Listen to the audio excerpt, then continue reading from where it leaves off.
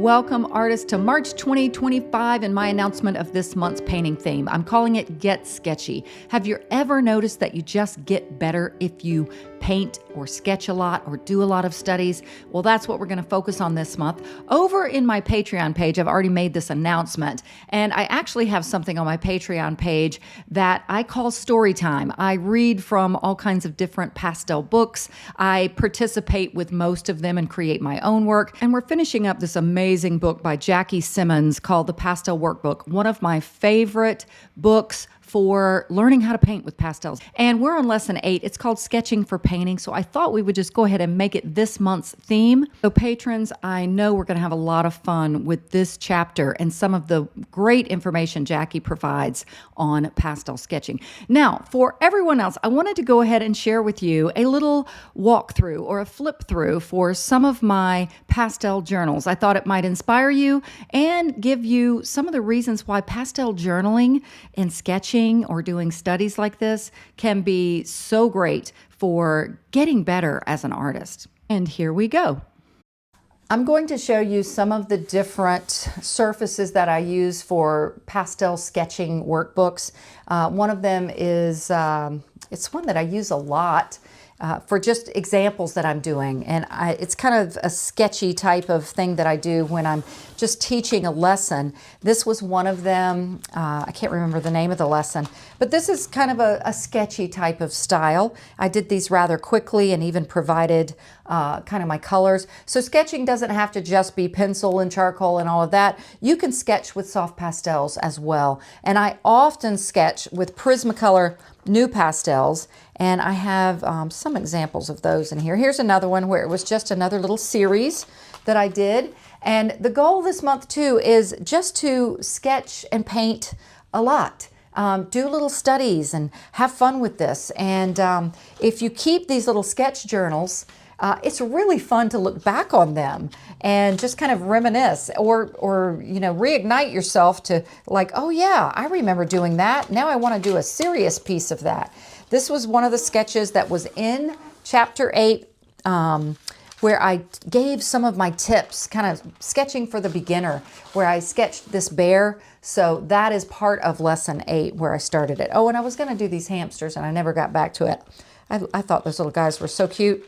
This is my box of Prismacolor new pastels that I often take this with me if I'm traveling, because the great thing about these is they are harder than regular pastels. They're not as dusty, they're not as messy, and I find that I can do a whole lot with them with sketching. And it was probably, I don't know, 12 years ago or so that I bought this set of 96. They have smaller sets. You don't have to get this big one. And you can see I keep them very loosely arranged, just kind of pinks and oranges and blues and greens like that. So it's just a super easy way to just grab this and do some sketching. I'll also just use just simple little Strathmore sketchbooks like this. I do prefer a sketchbook that has a ring binder versus bound, because you can lay your pages flat.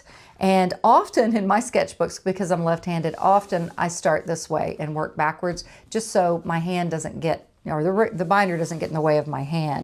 This is a little sketch that I had in this. Again, the goal is just fast and energetic and free and fun. And I use these little pieces of tracing paper just to protect them. And you could use a sketch like this to do another painting and just change the color palette. I also like sketching people. Yes, I don't do it a lot on my YouTube channel or in my Patreon page, but I love sketching people and just having fun. And I find that when you sketch like this or just do studies, that often you discover more things because you're having fun. You're not so bound by things. This one was a beautiful girl. She looked like she was at some festival. She actually had some sort of a painting on her face. That's why her face looks kind of funny. This is actually a little acrylic painting that I did in here. And then just some little studies of different ways that water carves through a scene. Oh, and I love this little guy. It's a little pig sketch that I did. And I think these were with Prismacolor new pastels. So you can see, you can get a whole lot done just in a little sketchbook. So much fun. This is a pastel sketch, and again, I didn't even protect it. Again, these are for the fun and the learning of it. that was just a bunch of pastels with some pretty color and bold and energetic strokes. Here's another toned gray sketchbook.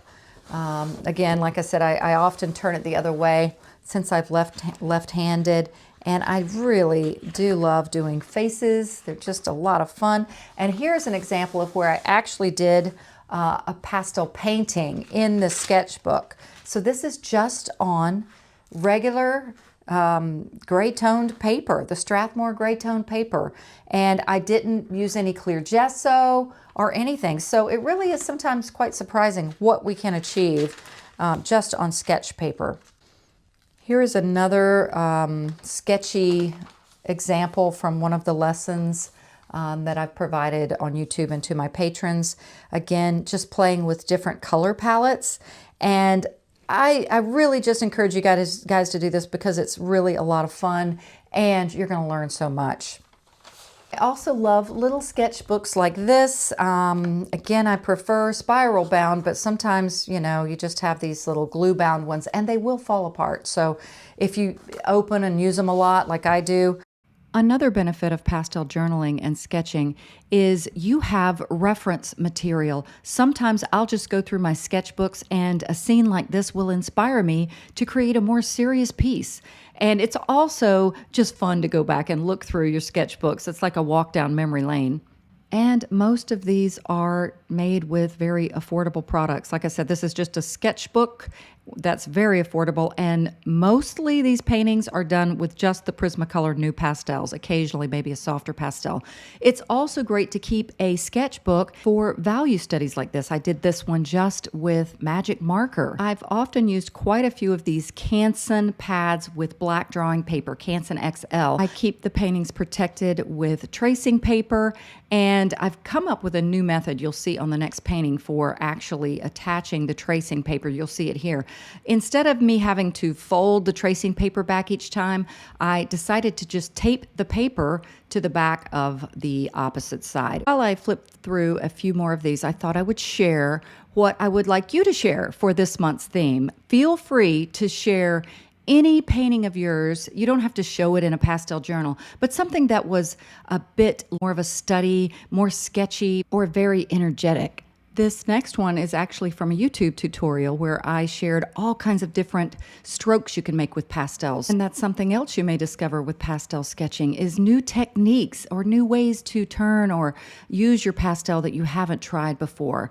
This next painting is one that I use to try some very energetic mark making. And by the way, I do use these sketchbooks to store paintings. It's a neat way to keep your paintings protected until you frame them or ship them. Here's another one done right on the actual black drawing paper, and it was fun. I tried kind of a different style that I might not have tried with a more serious piece.